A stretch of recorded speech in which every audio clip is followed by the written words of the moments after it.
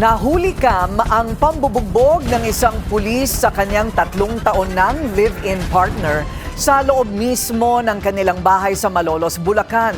Sibak na siya sa pwesto ngayon. Ang detalye sa agenda report ni Edwin Balasa ng Abante.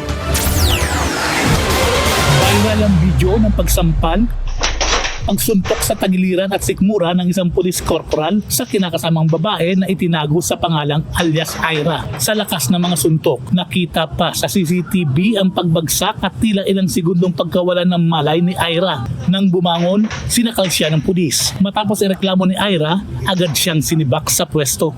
Ito po ay ating aktibong tauhan sa Malolos City Police Station. Kahapon po, nadisarma na po natin siya ng issued firearms kasama kanyang PNP identification card.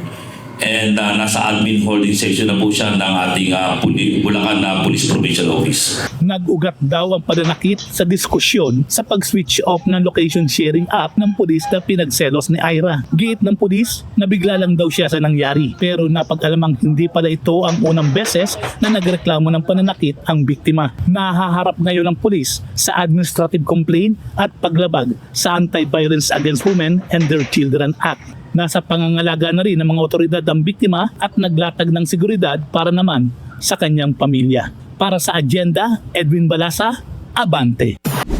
Manatiling nakatutok sa Bilyonaryo News Channel. Sumubaybay sa aming social media accounts at mag-subscribe sa aming YouTube channel para sa mga bago at eksklusibong balita.